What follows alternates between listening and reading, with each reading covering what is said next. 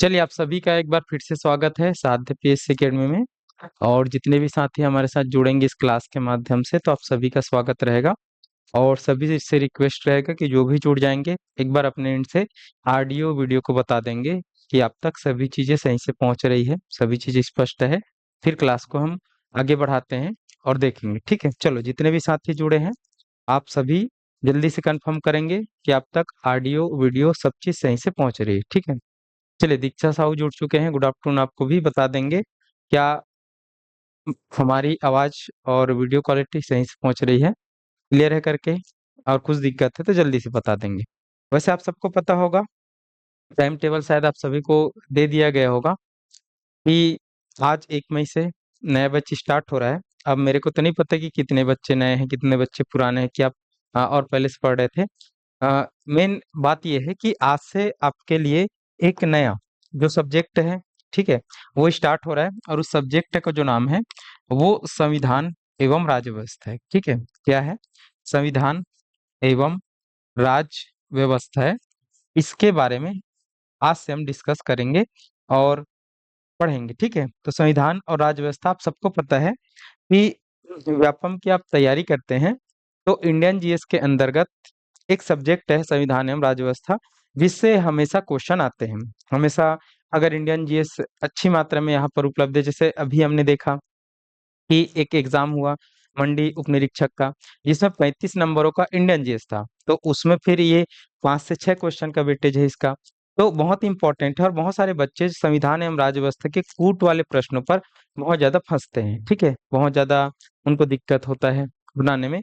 तो उन्हीं सारी चीजों पर हम यहाँ पर बहुत अच्छी तरीके से, बहुत सरल तरीके से पढ़ने की कोशिश करेंगे। और ऐसे जो क्वेश्चन जो आपसे छूटते हैं, उसको बनाने की हम कोशिश करते हैं। ठीक है, और अगर जो भी बच्चे हैं जिन्होंने अभी जो महामैराथन हम चलाए थे, ठीक है, परिवहन आरक्षक के लिए और मंडी उप निरीक्षक के लिए, तो शायद आप सबने अगर देखा होगा मेरा क्लास, तो उसमें जानते होंगे। और नहीं जानते होंगे तो आज से हम स्टार्ट कर रहे हैं संविधान एवं राज्य व्यवस्था, और उसके बारे में हम पढ़ेंगे। ठीक है, चलो, तो जितने भी बच्चे जुड़े हैं, एक बार बता देंगे कि आप लोग संविधान एवं राज्य व्यवस्था पहले पढ़ चुके हो, किसी से भी पढ़े हो, उसमें कोई दिक्कत नहीं है।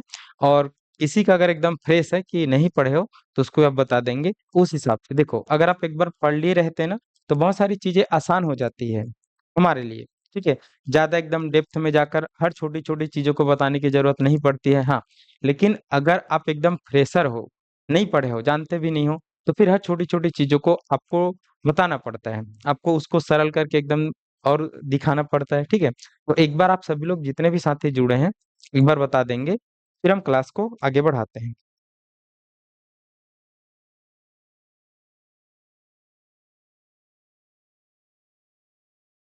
चलिए, हमारे साथ चांदनी सिन्हा भी जुड़ चुके हैं। गुड आफ्टरनून आपको भी, और बाकी बच्चे भी। देखो, जो भी जुड़ते हैं ना, 7 बच्चे जुड़े हैं, 2 बच्चों ने ही कमेंट किया है, तो जो भी बच्चे जुड़ते हैं, कम से कम आप एक बार कमेंट किया करिएगा, क्या चीज आपको नहीं समझ आता है, क्या चीज आपको समझ आता है, ताकि एक जो ऑफलाइन वाली क्लास का जो फीलिंग होता है ना, वैसा आना चाहिए। ठीक है, चलो। नहीं सर, मैं फर्स्ट टाइम पढ़ूंगा, चलो, हाँ, चल, कोई बात नहीं है।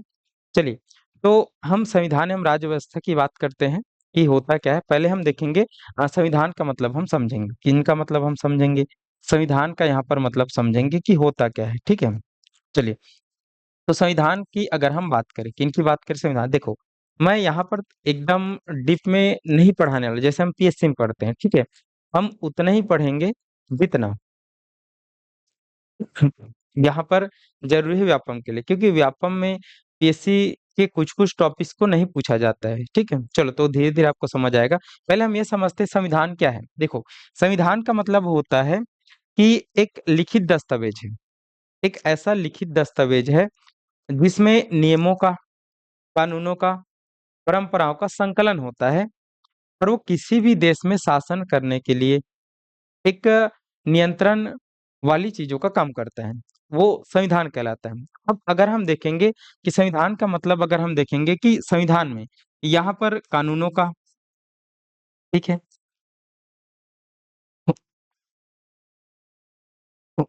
देखो, कानूनों का, विधानों का, और परंपराओं का, कानूनों का, विधानों का और परंपराओं का संकलन होता है। किसका संकलन होता है? परंपराओं का संकलन होता है, ये संविधान कहलाता है। और ये जो संकलन है वो उस देश में शासन करने वाली जो भी संस्थाएं हैं, जो भी सरकार है, उनको ये पूरी तरीके से नियंत्रित करता है।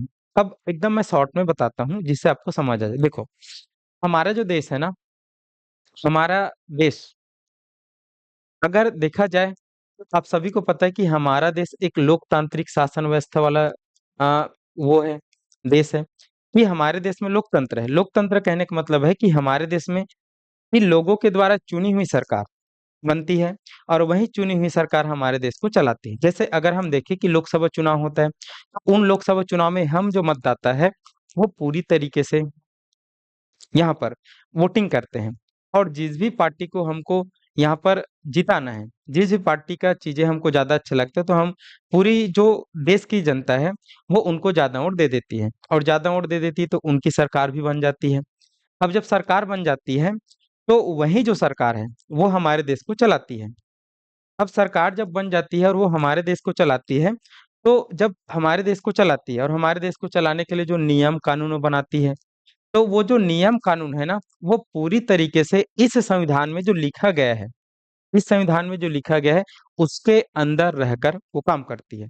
मतलब चाहे तो जो सरकार है वो बहुत सारे गलत सलत भी नियम कानून बना सकती है, लेकिन अगर वो गलत सलत नियम कानून बनाएगा और वो संविधान के दायरे में नहीं रहेगा, तो वो जो नियम कानून है पूरी तरीके से समाप्त कर दिया जाएगा, न्यायालय के द्वारा समाप्त कर दिया जाएगा, सुप्रीम कोर्ट के द्वारा। तो ये समझना कि जो संविधान होता है वो नियम कानून और परंपराओं का ऐसा संकलन होता है जिससे शासन करने वाली जो संस्थाएं हैं वो उनको आदर्श मानकर देश को चलाती है। ये संविधान कहलाता है। ठीक है।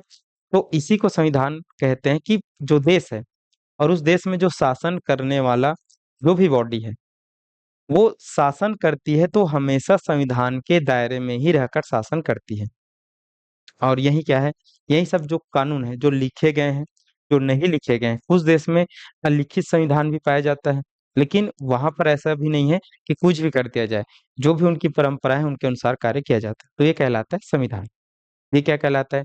संविधान कहलाता है। मतलब आप एक ये समझो कि संविधान नामक एक पुस्तक है भारत में, और उस पुस्तक में भारत देश के लिए जो भी लिखे गए हैं, जैसा काम करना है, कैसा लिखे गए हैं, सब चीज को हम धीरे धीरे चर्चा करेंगे। तो उन्हीं के अकॉर्डिंग यहाँ पर हमारी जो सरकार है वो शासन करती है उसी संविधान के अनुसार। तो हमारा जो देश है वो संविधान के अनुरूप ही चलता है। देखो, आपसे अगर कोई क्वेश्चन पूछे कि हमारा देश किसके हिसाब से चलता है, क्या सरकार के हिसाब से चलता है? नहीं, बिल्कुल नहीं। सरकार अगर कोई कानून बनाती है तो उसको हमेशा देखना पड़ता है कि हमारे संविधान में वैसी चीजें हैं कि नहीं, जो संविधान के खिलाफ जा रहा है। तो देश संविधान से चलता है।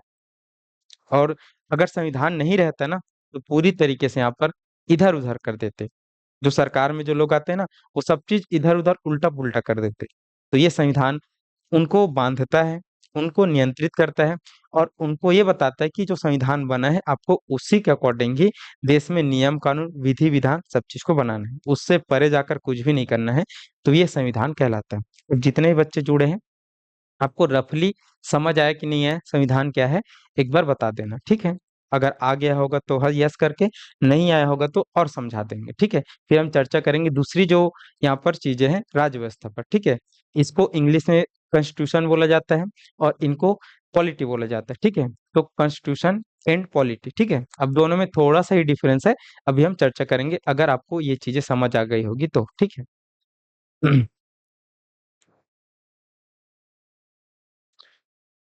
चलिए, विजय कुमार कश्यप पूछ रहे हैं सर एसआई का क्लास है क्या? देखो, विजय कुमार कश्यप जी, ये जो क्लास है ना, ये पूरी तरीके से व्यापम के लिए है, और व्यापम के साथ साथ जितने भी एसआई विसाई वाले हैं सबके लिए है, ठीक है?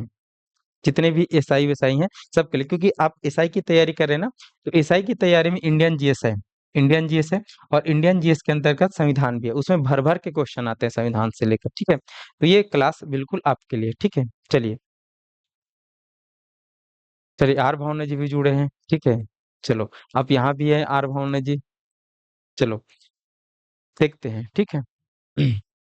चलो, तो संविधान समझ आ गया, आगे बढ़ते हैं। अब दूसरा कौन सा है? दूसरा हमारे पास आता है राजव्यवस्था, ठीक है, जिसको इंग्लिश में पॉलिटी बोला जाता है, ठीक है। देखो कुछ चीजें अभी आपको एकदम ज्यादा समझ में नहीं आ रही होगी ना, तो एकदम ज्यादा लोड नहीं लेना है, ठीक है। मैं केवल बेसिक चीजें आपको बता रहा हूँ, और ये बेसिक चीजें के बाद हम जब पॉइंट टू पॉइंट पढ़ेंगे ना, तो वहां से क्वेश्चन आपके फंसना जब चालू हो जाएगा, ये क्वेश्चन आता है आपको पता चलेगा, तो अब एकदम आपको समझ आना चालू हो जाएगा, ठीक है। चलो, अब हम राजव्यवस्था की बात करते हैं कि राजव्यवस्था का मतलब होता क्या है। देखो, तो राजव्यवस्था का मतलब आप समझना कि जो संविधान लिखे गए हैं, जो लिखावट में है, जो नियम कानून और विधानों का संकलन है, उसको व्यवहार में लाना, उनको किस में लाना, व्यवहार में लाना ही राजव्यवस्था कहलाता है, ठीक है। व्यवहार में लाना ही राजव्यवस्था है। अब हम यूं कहें कि यहाँ पर संविधान में लिखित चीजें या फिर संविधान में जो सिद्धांत बताए गए हैं, तो उन सिद्धांतों को व्यवहार में लाना है, यहाँ पर कहलाती राजव्यवस्था। अब ये आपको समझ नहीं आएगा कि सर क्या किसको व्यवहार में लाएंगे, तो मैं आपको समझाता हूँ एग्जाम्पल के माध्यम से। कैसे एग्जाम्पल के माध्यम से? देखो, हमारे जो संविधान है हमारे जो संविधान है ना, उसमें एक आर्टिकल है, आर्टिकल नंबर 17, एक अनुच्छेद है। अब आगे चलकर हम समझेंगे अनुच्छेद क्या होता है, ठीक है। देखो, तो यहाँ पर एक अनुच्छेद है, अनुच्छेद नंबर 17 या फिर आर्टिकल नंबर 17, और इस आर्टिकल नंबर 17 में हमारे संविधान में लिखा गया है अस्पृश्यता का अंत। क्या लिखा गया है? अस्पृश्यता का अंत होना है, ठीक है। अब अस्पृश्यता को अनटचेबिलिटी बोलते हैं। जैसे भारत के परिप्रेक्ष्य में देखें, तो बहुत प्राचीन समय से ही छुआछूत की भावना रही है। बहुत सारे ऐसे हमने वर्ग बनाए हैं, ऐसे क्लास बनाए हैं कि उन जातियों, उन वर्ग को हम छूने से अपने आप को अछूत समझने लग जाते हैं। तो भारत में जब संविधान बना गया, तो सबके लिए समान कानून और समान अवसर, बहुत सारी चीजों को बनाया गया। तो उसमें से एक बात ये भी लिखा गया कि अस्पृश्यता का अंत करना है, छुआछूत को मिटाना है। तो संविधान में तो लिखा गया है कि अस्पृश्यता का अंत करना है, लेकिन अब संविधान में ये नहीं लिखा गया है कि भाई उस अस्पृश्यता का अंत कैसे होगा, उसके लिए क्या करेंगे। तो फिर उनमें बोला गया है कि अस्पृश्यता का अंत करना है, तो बाकी सारी चीजों को अब सरकार करेगी, जो शासन में रहेगी। तो यहाँ पर सिद्धांत लिख दिए गए हैं संविधान में, लेकिन उनको व्यवहार में लाना, उनको पूरी तरीके से धरातल पर उतारना, ये किनका काम है? ये इस राज व्यवस्था का काम है, ये इस पॉलिटी का काम है। अब इस अस्पृश्यता का अंत करने के लिए हम देखेंगे कि हमारे भारत देश में जो संस्था है, संसद संसद कानून बनाती है, और इस संसद के 3 अंग होते हैं। अब सबको पता होना चाहिए, एक लोकसभा है, एक राज्यसभा है, और उसके एक अंग के रूप में राष्ट्रपति है। दोनों सदनों में कुछ भी चीज आपको लाना है, कुछ भी नियम कानून बनाना है, तो दोनों सदनों से पारित कराएंगे, फिर राष्ट्रपति का हस्ताक्षर होने पर वो लागू हो जाता है। तो यहाँ पर हमारी जो संसद है, उन्होंने इस अस्पृश्यता का अंत करने के लिए समय समय पर विभिन्न प्रकार के नियम कानून बनाए हैं। जैसे नागरिक संहिता बनाए हैं कि कोई भी अगर इसको करेगा, अस्पृश्यता को बढ़ावा देगा, तो उनको जेल जाना पड़ेगा, जुर्माना देना पड़ेगा। SC ST एक्ट लाए गए हैं कि इस प्रकार से चीजों को बढ़ावा नहीं देना गया है। तो संविधान में केवल लिख दिया गया है, सिद्धांत बता दिए गए हैं, लेकिन उनको व्यवहार में कौन लाती है? उनको व्यवहार में जो लाती है, हमारी सरकार ही लाती है, हमारे शासन करने वाली बॉडी से लाती है। तो वही कहलाता है क्या? राजव्यवस्था, ठीक है। तो संविधान का मतलब आपको समझना कि ऐसी लिखित चीजें, ऐसे कानून, विधान, सिद्धांत संविधान में है, लेकिन उनको व्यवहारिक तरीके से लाना किनका काम है? इस राज्य व्यवस्था का काम है। ये एकदम शॉर्ट में आपको समझना है, ठीक है। देखो, अभी व्यापम का बैच है, तो हम ज्यादा यहाँ पर डिस्कस नहीं करेंगे इन सब चीजों को, क्योंकि इससे क्वेश्चन नहीं आता है, ठीक है। यही हम CGPSC पढ़ते, तो इनको एक क्लास में ही हम डिस्कस करते पूरी तरीके से, लेकिन जितना आपको समझना था मैंने आपको समझा दिया, ठीक है। चलो, तो राज्य व्यवस्था आपको समझ आया कि नहीं आया, एक बार बताएंगे कि संविधान में जो भी चीजें लिखी गई है, उनको व्यवहार में लाना राज्य व्यवस्था कहलाती है, ये हमको देखना है। और उनके लिए फिर संसद कानून बना दे, कोई विधि ला दे, कोई दंड विधान बना दे, ये कर सकती है, तो ये कहलाती राज व्यवस्था, ठीक है। ये आपको समझना है। जैसे और नहीं समझ आ रहा होगा, तो एक चीज और बता देता हूँ कि हमको मौलिक अधिकार संविधान में दिए गए हैं। अब मौलिक अधिकार हमको संविधान में दिए गए हैं, जिसमें हमको आर्टिकल 21 के तहत, जिसमें आर्टिकल 21 में, अनुच्छेद 21 में जीवन जीने का अधिकार है, जीवन जीने का अधिकार है। अब जीवन जीने के अधिकार के अंतर्गत हमको बहुत सारे अधिकार, जैसे हमको स्वच्छ पानी का अधिकार है, स्वच्छ हवा पाने का अधिकार है, हमको यहाँ पर मनपसंद के जीवन साथी से शादी करने का अधिकार है, ठीक है। तो ये सब चीजें संविधान में लिख दिए गए हैं, लेकिन उनके लिए हमको सरकार प्रयास करती कि आज सरकार नल जल योजना के द्वारा हमको स्वच्छ पानी पिला रही है। ठीक है, अगर कहीं पर वातावरण खराब हो रहा है तो सरकार उनको पूरी तरीके से मैनेज करती है कि नहीं करती है। तो उनको लिखा गया है संविधान में आदर्शों को, सिद्धांत को, लेकिन उनको व्यवहार में लाने के लिए जो सरकार है वो प्रयास करती है। ये आपको ध्यान पे रखना है, यही कहलाता है राज व्यवस्था। ठीक है? चलो, तो संविधान और राज व्यवस्था क्लियर हुए कि नहीं हुए? जितने भी साथी हैं वो एक बार बता देंगे, और नहीं हुआ है तब भी बताएंगे, हो गया तब भी बताएंगे, और हो गया होगा तो हम आगे बढ़ेंगे। ठीक है, चलो। तो समझ आया। हम संविधान की बात करते हैं तो संविधान पूरी तरीके से हमारे देश जो चलता है वो संविधान के अकॉर्डिंग ही चलता है।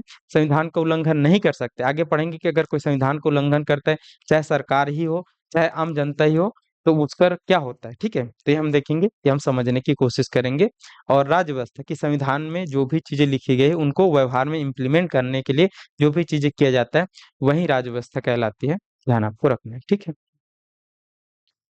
चलिए, जितने बच्चे जुड़े हैं एक बार बताएंगे।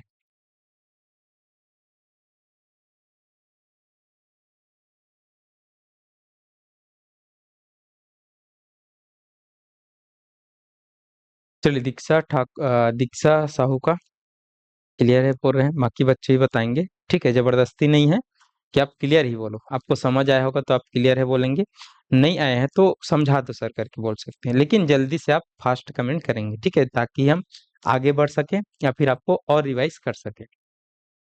देखो, हमारे साथ क्लास में आपको रहना है ना, तो थोड़ा सा एक्टिव होके रहना पड़ेगा। ठीक है, अभी हमने चालू ही नहीं किया है। ठीक है, हमने केवल कॉन्सेप्ट बस बताया है। तो आपको एक्टिव रह के यहाँ पर कमेंट हमेशा तुरंत तुरंत करते जाना है। ठीक है, चलिए, चांदनी सिन्हा भी जी सर बोल रहे हैं।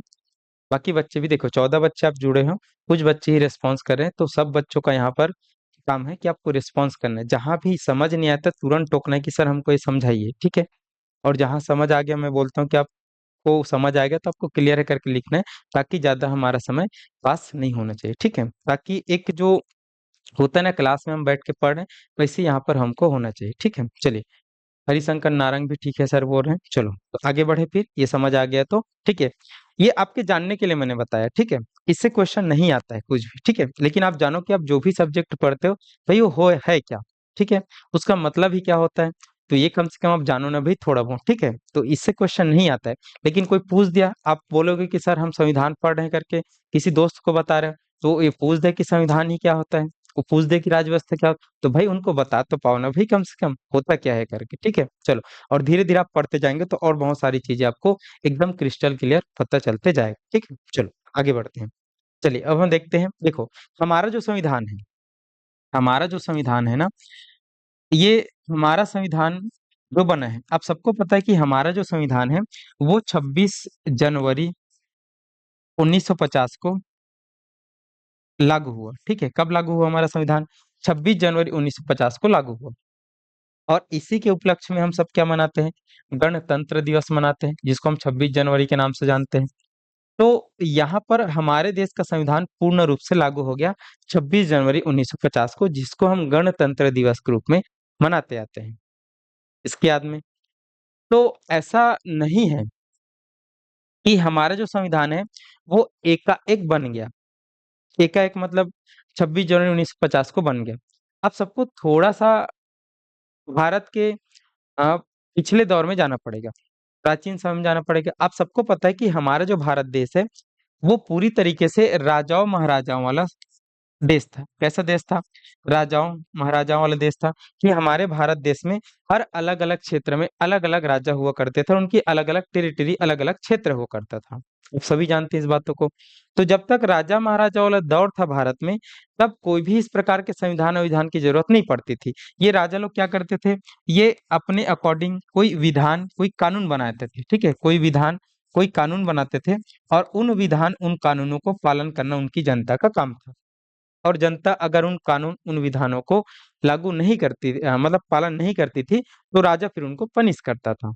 पहले संविधान की कोई जरूरत नहीं थी, क्योंकि पहले राजा महाराजा वाला व्यवस्था चलता था। अब जब राजा महाराजा वाला व्यवस्था चलता था तो जनता के पास ज्यादा अधिकार थे नहीं कि वो राजा को बना सके, राजा को हटा सके, क्योंकि राजा की मृत्यु के बाद राजा का बड़ा बेटा ही शासक बनता था। तो ये सब चीजें पहले चलता था। कोई संविधान वाली बातें नहीं थी। हाँ, लेकिन नियम कानून थे जो कौन बनाते थे? राजा बनाते थे। और उन नियम कानूनों को पालन करना जनता का काम था। ये आपको समझना है। तो पहले संविधान जैसी चीज था, लेकिन पूरा यहाँ पर अलग अलग जगह पर अलग अलग प्रकार के कानून चलते थे। ये आपको देखना है। तो उसके बाद हमने देखा कि अब आपने सुना होगा कि भारत में फिर कुछ यहाँ पर यूरोपीय कंपनी आई। भारत में कुछ कौन आई? यूरोपीय कंपनी आई शासन करने, सॉरी शासन करने बोलते, व्यापार करने। आपने देखा होगा, आपने नाम तो कम से कम सुना होगा, ईस्ट इंडिया कंपनी करके सुना होगा। ठीक है।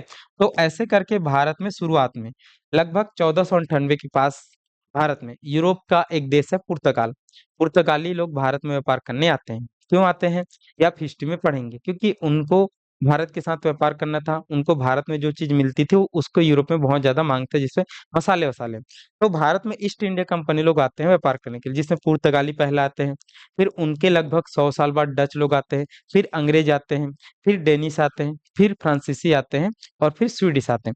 तो ऐसे करके लगभग 6 कंपनियां भारत में यहाँ पर शासन करने, सॉरी, व्यापार करने आती हैं।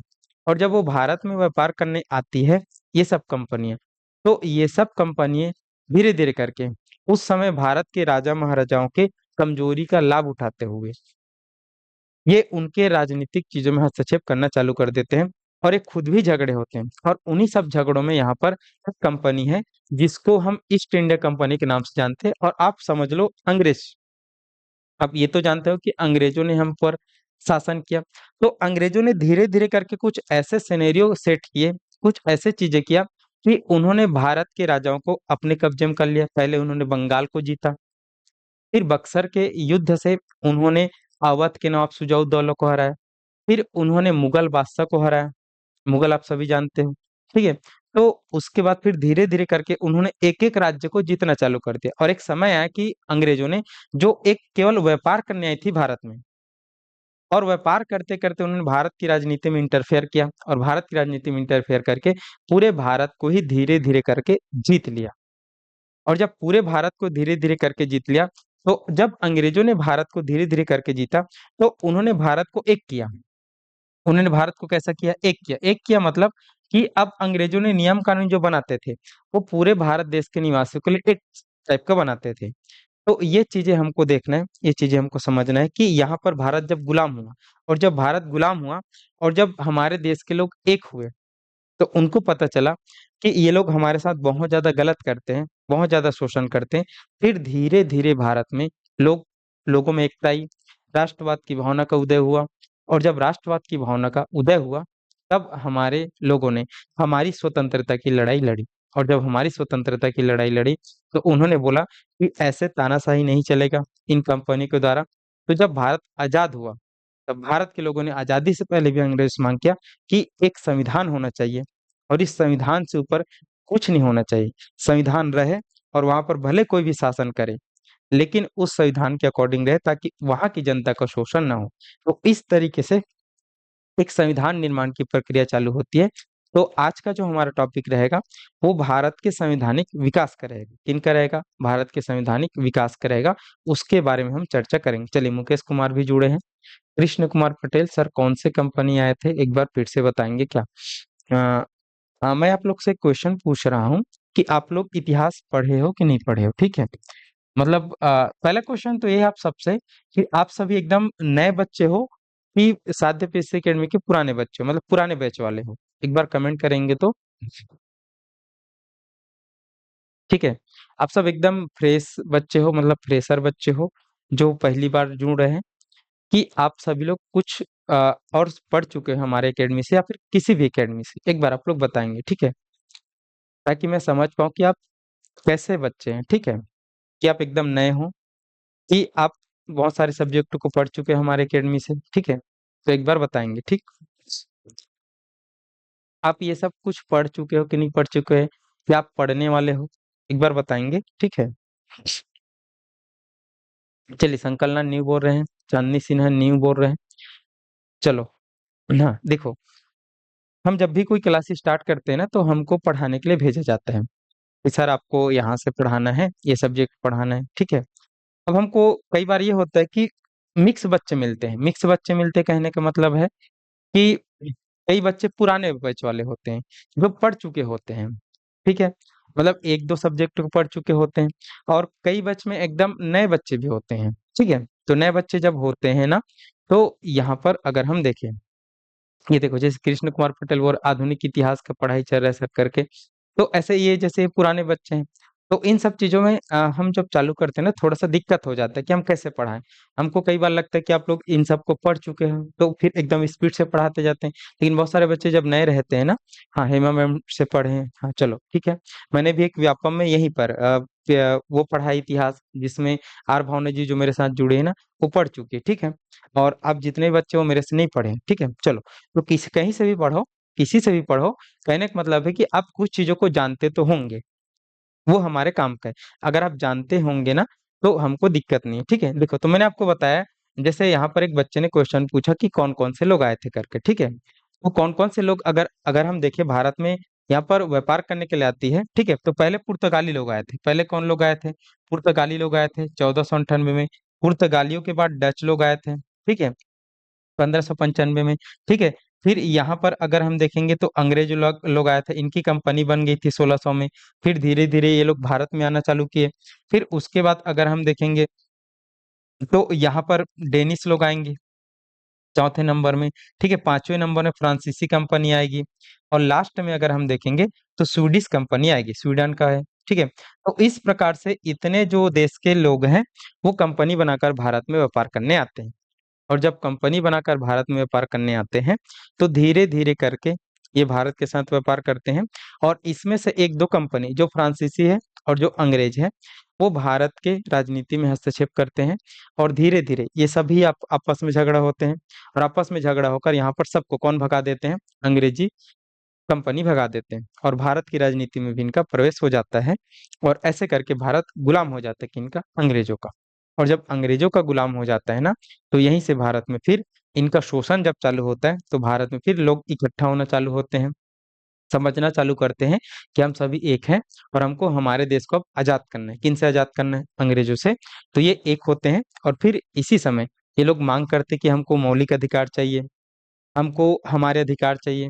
ये हमारा देश है, हमारे देश का पैसा है और आप हम पर ज़ुल्म कर रहे हो, तो धीरे-धीरे करके फिर यही सब चीज़ों का डेवलप होना चालू हो जाएगा, यही सब संविधान का माँग होना चालू हो जाएगा, ठीक है? चलो, तो ये सारी चीज़ें हैं। एक मैंने बैकग्राउंड बताया कि कैसे संविधान एकाएक नहीं बना, हमारा जो संविधान है, वो धीरे-धीरे बनेगा। बहुत सारी चीज़ें यहाँ पर डेवलपमेंट के रूप में आएगी। तो आज जो हम पढ़ने वाले हैं, ठीक है? आज हम जो यहाँ पर पढ़ने वाले हैं, वो एक टॉपिक है भारतीय संविधान का विकास क्रम, ठीक है? भारत का जो संविधान बना ना, वो एक विकास क्रम के अंतर्गत बना। एक धीरे-धीरे वो डेवलप हुआ और आगे चलकर वो पूरी तरीके से बना कब? 26 नवंबर 1949 को और पूरी तरीके से लागू कब हुआ? 26 जनवरी 1950 को और भारत के संविधान को बनाने वाली जो संस्था है, वो संविधान सभा है। लेकिन संविधान सभा ने बस नहीं बनाया, वो एक विकास क्रम जो धीरे-धीरे होता है ना, उससे भारत का संवैधानिक विकास स्टार्ट होता है, ठीक है? चलो, तो हेडिंग डालेंगे यहाँ पर भारत के संविधान का, ठीक है? विकास क्रम, ठीक है? चलिए, तो यहाँ पर हम देखते हैं भारतीय संविधान का विकास क्रम। ये हम देखते हैं कहाँ से भारतीय संविधान बनना स्टार्ट होता है, हम समझेंगे, ठीक है?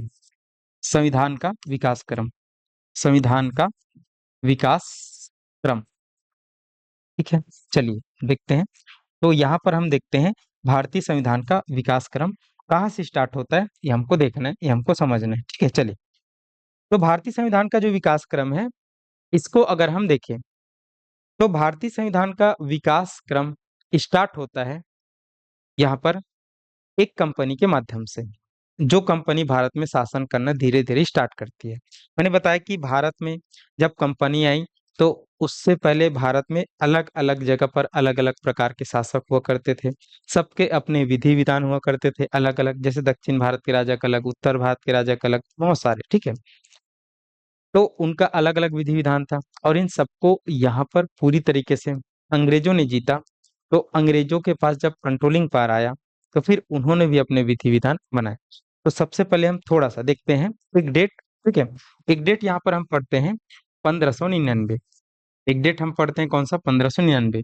ये उस समय की बात है कि जब भारत में, ठीक है? भारत में एक कंपनी आ चुकी है पुर्तगाली कंपनी। भारत में एक कंपनी आ चुकी है पुर्तगाली। पुर्तगाली कब आए थे भारत में? 1498 को आए थे। ठीक है, इन सबको आप इतिहास में बहुत डीप में पढ़ेंगे या फिर आप पढ़ चुके होंगे। ठीक है, पुर्तगाली कंपनी भारत में 1498 को आती है। आपने देखा होगा एक नाम है वास्को डी गामा। एक नाम है वास्को डी गामा। तो वास्को जो डी गामा है वो भारत आते हैं समुद्र के रास्ते। और भारत आने के पीछे उनका उद्देश्य है कि भारत के साथ व्यापार स्टार्ट करना है। भारत में जो चीजें मिलती हैं, जैसे भारत में जो चीजें मिलती हैं मसाले खासकर, जैसे काली मिर्च है, जैसे दालचीनी है, जैसे इलायची है, जैसे लौंग है। तो ये सब जो मसाले हैं इनका डिमांड यूरोप में बहुत ज्यादा था। अब यूरोप एक महाद्वीप है, आप सभी लोग जानते होंगे कि हमारे पास 7 महाद्वीप है, जिसमें एक यूरोप महाद्वीप है। यहाँ पर अमेरिका महाद्वीप है, उत्तरी अमेरिका, दक्षिणी अमेरिका, एशिया महाद्वीप है, ऑस्ट्रेलिया महाद्वीप है, और अंटार्कटिका और आर्कटिक, ये 2 महाद्वीप है। तो यूरोप जो महाद्वीप है वो ठंडा महाद्वीप है, ठंडा प्रदेश है। यहाँ पर लगभग 6 से 7 महीना बर्फबारी होते रहता है, हमेशा ठंडा रहता है। तो वहां पर अगर हम देखें तो वहां की जो जनता जब ठंडा में रहती है तो वो ज्यादा मीट खाती है, मतलब मांस का सेवन करते हैं।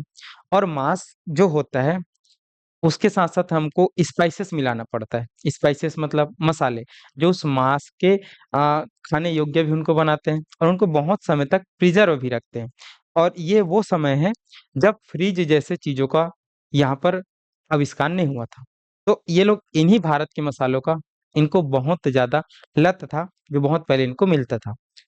तो इन्हीं मसालों को व्यापार करने के लिए ये लोग भारत जैसे देशों के साथ आते हैं। केवल भारत नहीं आते भाई, भारत के साथ जो लगा हुआ देश है ना, जैसे श्रीलंका है उधर, और हम जब पूर्व की तरफ जाएंगे तो इंडोनेशिया देश है, जावा है, सुमात्रा है, मलेशिया है।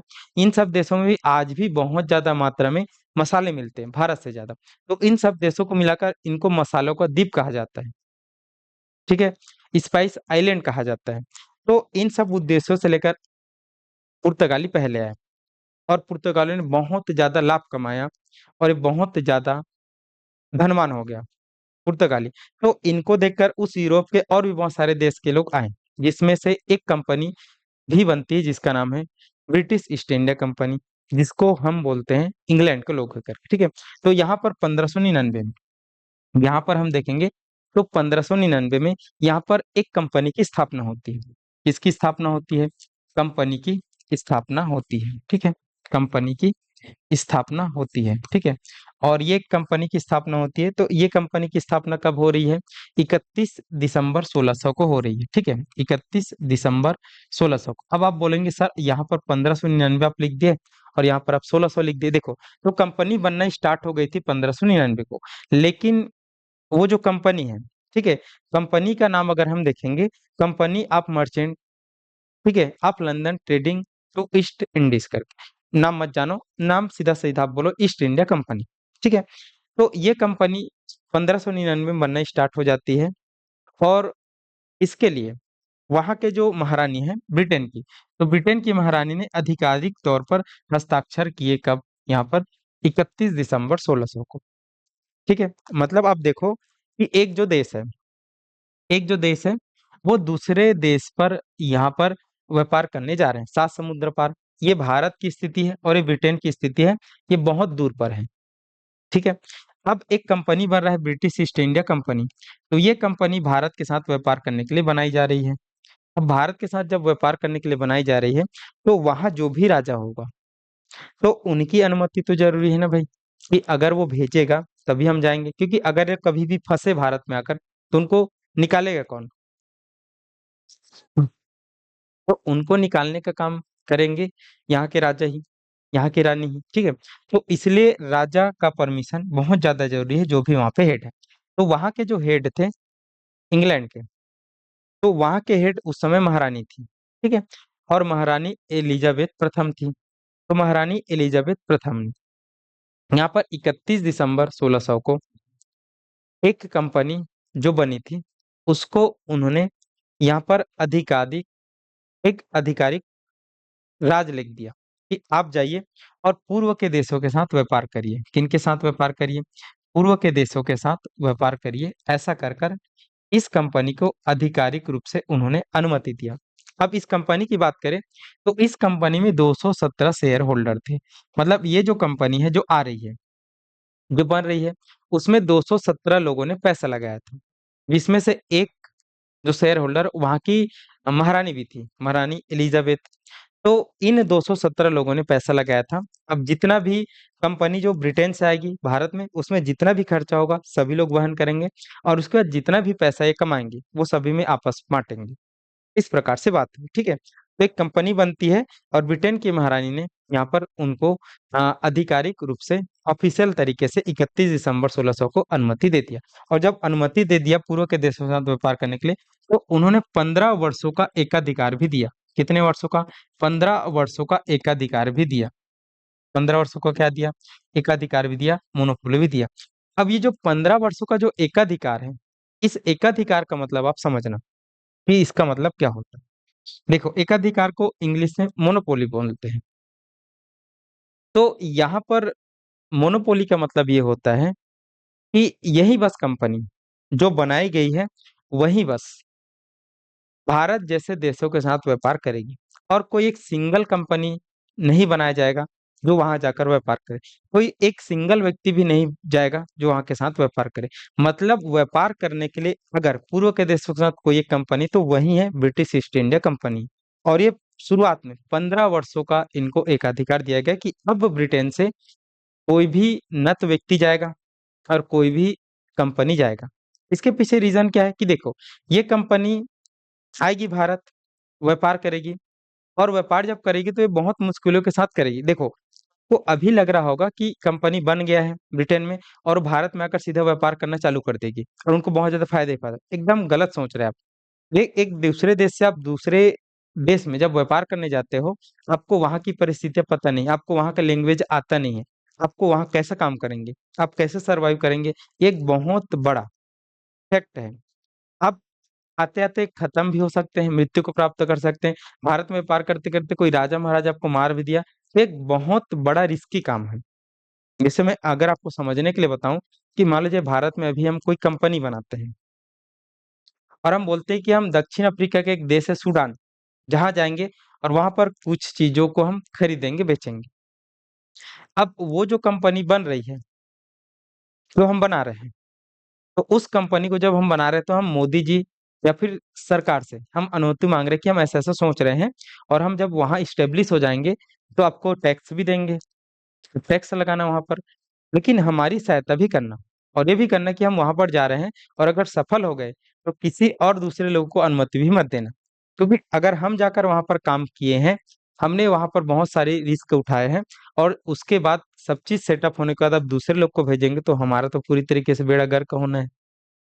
तो इस तरीके से कंपनी को शुरुआत में 15 वर्षों का एकाधिकार मिला कि आप शुरुआत में 15 वर्षों तक अकेले वहां पर व्यापार करेंगे और कोई भी नहीं जाएगा। हाँ, ये बात अलग है कि इस एकाधिकार को बहुत ज्यादा बढ़ा दिया जाएगा। तो उस कंपनी को, उनके एकाधिकार को, उनके मोनोपोली को बहुत समय तक एक्सटेंड किया जाएगा। जैसे शुरुआत में तो केवल 15 साल का दिया गया था महारानी एलिजाबेथ के बाद, एलिजाबेथ के द्वारा, लेकिन इस महारानी एलिजाबेथ की केवल तीसरे साल ही मृत्यु हो जाएगी। 1603 में इसकी मृत्यु हो जाएगी। फिर यहाँ पर एक व्यक्ति शासक बनेगा, जेम्स सिक्स करके, तो ये इनको बहुत समय तक बढ़ा देगा इनके एक अधिकार को। तो ऐसा चलते रहेगा। ठीक है, तो ये आपको समझना है, ये आपको देखते हुए जाना। ठीक है, चलो। तो यहाँ पर कंपनी बन गई। कब हो गई स्थापना? 1599 को। और इसमें महारानी एलिजाबेथ का साइन कब हो गया? 31 दिसंबर 1600 को हो गया। और कंपनी को पूर्व के देशों के साथ व्यापार करने के लिए 15 वर्षों का व्यापारिक एकाधिकार भी प्राप्त हो गया, और कंपनी जैसे तैसे करके भारत आ भी गई। और मुगल बादशाहों से मिलकर धीरे धीरे उन्होंने अपना कहानी स्टार्ट भी कर दिया, व्यापार भी स्टार्ट कर दिया।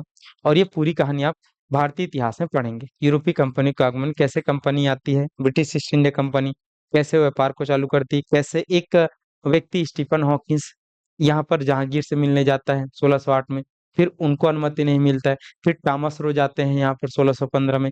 तो ऐसे करके बहुत सारी कहानियां हैं, ये हमको देखना है। ठीक है, तो कंपनी यहाँ पर बन चुकी है, भारत भी आ चुकी है, और अपनी कहानी स्टार्ट भी कर चुकी है। ठीक है, चलो आगे बढ़ते हैं। आप सभी लोग यहाँ तक बताएंगे कुछ चीजें समझ आ रही है कि नहीं आ रही है। ठीक है, फिर आगे हम बढ़ेंगे।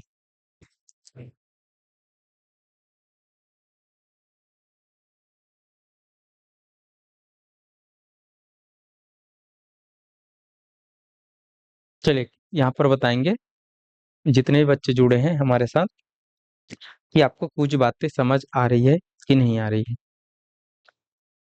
कुछ भी नहीं आ रहा है सर क्या है करके मतलब बोलेंगे तो अभी समझ आ जाएगा। हम भारत के संविधान का विकास क्रम देख रहे हैं कि भारत का संविधान कैसे बनता है, ठीक है, कैसे स्टार्ट होता है, और यही कंपनी लोग धीरे धीरे बनाना चालू करेंगे। चलो जल्दी से बताएंगे जितने भी साथी हमारे साथ जुड़े हुए हैं। देखो जब भी हम कोई नया सब्जेक्ट पढ़ते हैं ना, तो थोड़ा सा उस सब्जेक्ट के बारे में, थोड़ा सा उस सब्जेक्ट के लिए जानने में टाइम लगता है, ठीक है, एक दो क्लास लगेगा, फिर आपको समझ आ जाएगा कि हम पढ़ क्या रहे हैं, हम पढ़ क्यों रहे हैं, और इससे क्वेश्चन कैसे आते हैं, ठीक है। तो अभी एकदम से आपका पहला क्लास है, जितने भी फ्रेशर बच्चे हो तो डरना मत, और यहाँ पर बोरियत महसूस मत करना। धीरे धीरे इतना मजा आएगा ना इसमें कि आपको हर दिन संविधान पढ़ने का मन करेगा कि हमारे संविधान में क्या लिखा है सर, और बताओ और बताओ और बताओ, ऐसा होगा तो वैसा क्यों होगा, इसका पद वो रहेगा तो क्या, सब आपको बहुत ज्यादा समझ आएगा, ठीक है।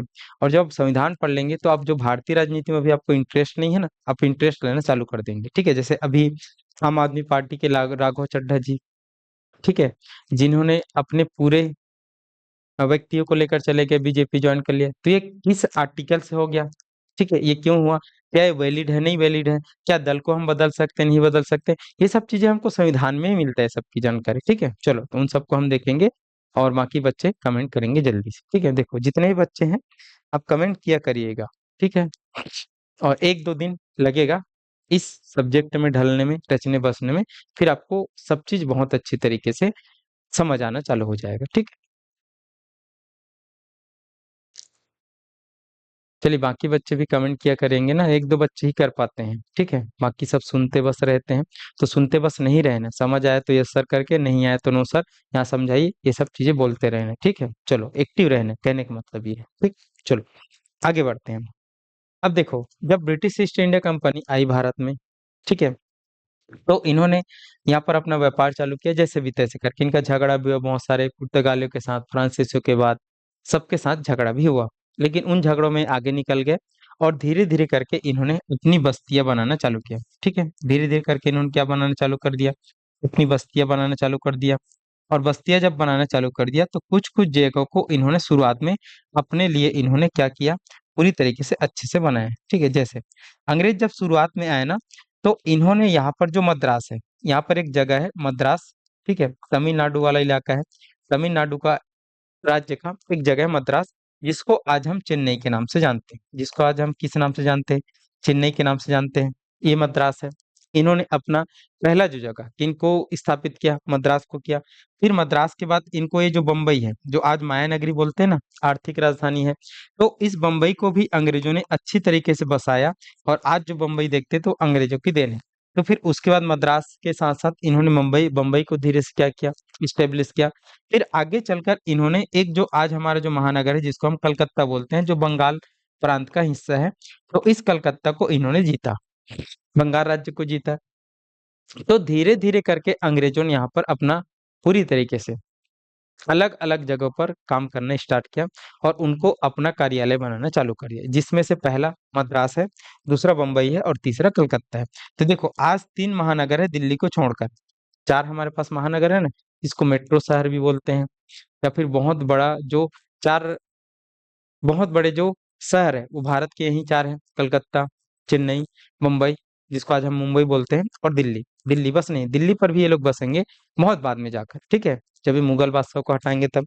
तो शुरुआत में इन्होंने तीन जगह से स्टार्ट किया, और तीन जगह से जब स्टार्ट किया, तो अंग्रेज जो कंपनी आई थी, तो इन अंग्रेज कंपनियों को जब यहाँ पर राजनीतिक अधिकार मिले, मतलब बंगाल के राजा को हराकर यहाँ पर इन्होंने वहां पर अपने प्रतीकात्मक राजा बिठाने चालू कर दिए, मतलब ये दूसरे को बिठाते लेकिन शक्ति पूरा इनके पास रहता था, ठीक है। उसी प्रकार मद्रास है, उसी प्रकार बम्बई है।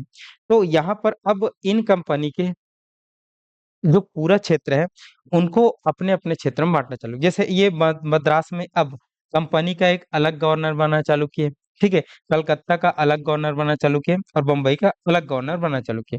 तो कलकत्ता वाले को कलकत्ता का गवर्नर देखेगा, बम्बई वाले को बम्बई का गवर्नर देखेगा, और मद्रास वाले को मद्रास का गवर्नर देखेगा। ये अंग्रेजी ईस्ट इंडिया कंपनी के गवर्नर की बात है। इस तरीके से यहाँ पर कार्य चालू हो रहा है। तो अब हम देखेंगे कि यहाँ पर ये जो कंपनी है, ये कंपनी काम करना चालू कर दिया और कंपनी ने बेतहाशा, जिसको हम एक बोलते हैं ना एक वर्ड इफरात, इफरात पैसा बोलते हैं, बहुत ज्यादा पैसा कंपनी ने भारत के साथ व्यापार करके कमाना चालू कर दिया। क्योंकि ये लोग भारत से जो भी चीज लेते थे उनको लगभग 60 से 70 गुना दाम पर उधर बेचते थे अपने यूरोप में, अपने देश की तरफ। तो 60 से 70% मुनाफा कितना होता है आप अंदाजा भी नहीं लगा सकते। तो इतना ज्यादा फायदा हो रहा था कंपनियों को। और जब कंपनियों को इतना ज्यादा फायदा हो रहा था और आगे चलकर यही जो कंपनी है वो धीरे से भारत के राज्यों को जीतना चालू करेगी। जैसे हम एक युद्ध आपने पढ़ा होगा या नहीं पढ़ा है तो हम बता देंगे कि एक युद्ध है 1757 का, प्लासी का युद्ध, बैटल ऑफ प्लासी, प्लासी का युद्ध। और ये जो प्लासी का युद्ध है वो इस बंगाल में, उस समय बंगाल के शासक रहते हैं सिराजुद्दौला, उस सिराजुद्दौला और अंग्रेज कंपनी के बीच में होता है, जिसमें से ये प्लासी के युद्ध को जीत जाते हैं और सिराजुद्दौला हार जाते हैं। तो यहाँ पर अब इस जो बंगाल राज्य है, और बंगाल राज्य आज के समान छोटा नहीं, जैसे आज का जो बांग्लादेश एक पूरा अलग देश है, आज का जो हमारे पास बंगाल है, आज का जो बिहार है, आज का जो उड़ीसा है और आज का जो असम का कुछ क्षेत्र है, उतना बड़ा मिलाकर एक बंगाल हुआ करता था। तो उस बंगाल के शासक थे सिराजुद्दौला और इस सिराजुद्दौला को अंग्रेजों ने हरा दिया, अंग्रेजों की कंपनी ने हरा दिया। कब? 1757 में। और जब सिराजुद्दौला हारे तो यहाँ पर पूरे बंगाल पर कब्जा किनका हो गया? ब्रिटिश ईस्ट इंडिया कंपनी पर हो गया।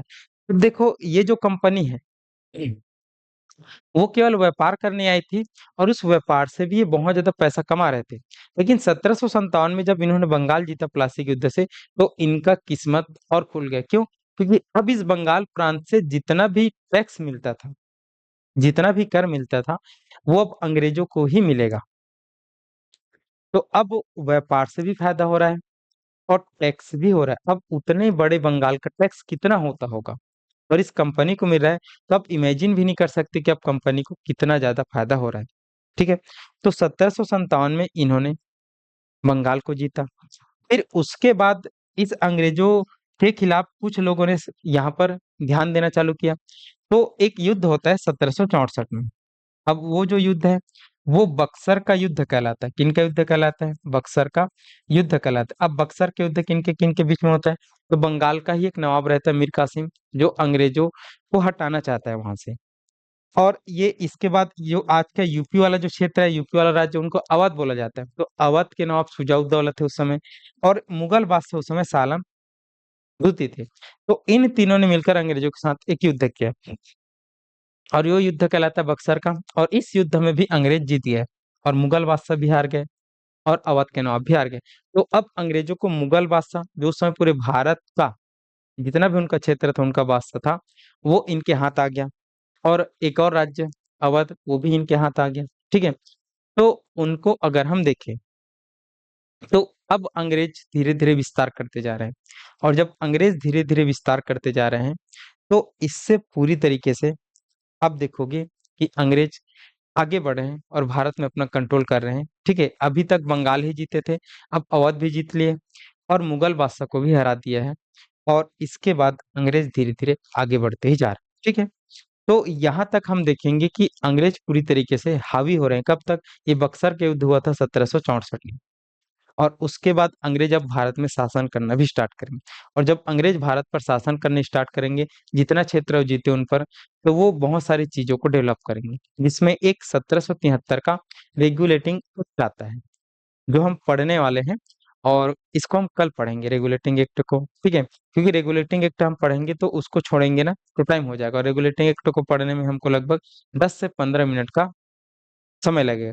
और यहाँ से क्वेश्चन एकदम कट टू कट आते हैं कि रेगुलेटिंग एक्ट कब आया था, रेगुलेटिंग एक्ट के मुख्य प्रावधान क्या थे, रेगुलेटिंग एक्ट में कौन कौन सी नई चीजों को लाया गया था। तो यहाँ से एकदम कट टू कट क्वेश्चन आते हैं। ठीक है। तो उनको हमको बहुत अच्छे तरीके से पढ़ना है, तो उनको हम कल की क्लास में पढ़ेंगे। ठीक है। चलिए, हरिशंकर नारंग पूछ रहे हैं, सर आज की क्लास में बनने वाला क्वेश्चन मिलेगा। देखो आज की क्लास में हमने कल इंट्रो ही पढ़ा है, हरिशंकर नारंगी, ठीक है। तो इससे क्वेश्चन तो बनने की संभावना बहुत कम है, क्योंकि ये हिस्ट्री का पार्ट है हम जो आज पढ़े हैं, ठीक है। तो आपसे क्वेश्चन इस सब में एक पूछ सकते हैं कि ये राजपत्र में महारानी विक्टोरिया, सॉरी, एलिजाबेथ का कब हुआ हस्ताक्षर, ठीक है। तो ये अब क्वेश्चन ऐसे नहीं पूछे जाते हैं, ठीक है। ये एकदम सरल क्वेश्चन हो गए हैं। ये क्या हो गया, बहुत ज्यादा सरल क्वेश्चन हो गया, ऐसे क्वेश्चन एकदम अब नहीं पूछे जाते। पहले आज से 5 से 6 साल पहले ये सब क्वेश्चन बहुत आते थे, जो एकदम वन लाइनर थे, जो उस समय कठिन लगते थे। लेकिन अब सारे बच्चे ऐसे क्वेश्चन को पूरी तरीके से पढ़ चुके हैं, पूरी तरीके से दिमाग में लगा चुके हैं, तो ये सब क्वेश्चन अब एकदम इजी क्वेश्चन है, एकदम ज्यादा, ठीक है। तो कल से हमारा जो संवैधानिक विकास क्रम है, जो हम पढ़ रहे हैं, उसका क्लास स्टार्ट हो जाएगा 1773 के रेगुलेटिंग एक्ट से। और उसमें हम देखेंगे कि क्या क्या प्रावधान होता है और कैसे कैसे संविधान डेवलपमेंट की बातें, संविधान का विकास क्रम स्टार्ट होता है, ये हमको देखना, ठीक है। चलो, तो आज के क्लास आपको अगर समझ आया होगा तो एक बार बता देंगे, आया करके, नहीं आया होगा तब भी बता देंगे। बाकी कल और हम चर्चा करेंगे उस बारे में, ठीक है। चलो, तो आज के लिए इतना ही रखते हैं। और जितने भी साथी हैं, मैं बता रहा हूँ कि आप 1-2 दिन टाइम देंगे, ठीक है, मेरे को समझने में भी, और मेरे आपको मेरे से भी समझने में, ठीक है। मैं आपको समझूं और आप मेरे को समझे, 1-2 दिन का टाइम लगेगा, फिर सारी चीजें एकदम बहुत अच्छी तरह, और मैं गारंटी देता हूं बच्चों कि ऐसा हम पढ़ेंगे कि आप एक बार और कहीं से भी संविधान और पॉलिटी पढ़ने की जरूरत आपको नहीं रहेगी, ठीक है। समय देंगे थोड़ा सा, 1-2 दिन का, बस कल तक का, ठीक है। फिर उसके बाद हर चीज आपको एकदम सही तरीके से समझ आ जाएगा, ठीक है। क्वेश्चन भी बनना स्टार्ट हो जाएगा। मैं आपको बताऊंगा कि क्वेश्चन आपको कहाँ से बनाना है, जो टॉपिक हम पढ़ेंगे उसके संबंधित क्वेश्चन आपको कहाँ से मिलेगा, कैसे बनेगा, सब चीज को हम बारीकी से अध्ययन करते हुए जाएंगे और आपको हर चीज को बताते हुए देंगे। और आप सबसे निवेदन रहेगा कि आप जब भी मेरे साथ पढ़े तो कॉपी पेन लेकर बैठे। अगर आप तुरंत नोट्स बनाते बनेगा तो तुरंत नोट्स बना लेना, और नहीं तो फिर बाद में आप बना सकते हैं, ठीक है। लेकिन आप नोट्स बनाते जाएंगे, ठीक है। नोट्स आपके हमेशा काम आएगा, और ये आपको बहुत जल्दी रिवीजन करने में मदद करेगी, ठीक। चलो, तो आज के लिए इतना ही। और जितने भी बच्चे जुड़े हैं आप सभी के धन्यवाद। टाइमिंग यही रहेगा, कल से जुड़ेंगे और हम देखेंगे, ठीक है। चलो, तो हम पढ़ेंगे कल से, और इन सब चीजों को आगे हम बढ़ाएंगे। सर, जैसे 15 वर्षों का एक अधिकार मिलने पर उस व्यक्ति का मृत्यु हो जाने पर क्या हो जाएगा? सर, जैसे 15 वर्षों का एक अधिकार मिलने पर उस व्यक्ति का मृत्यु हो जाने पर क्या होगा? कौन से व्यक्ति का मृत्यु, शंकर लाल जी?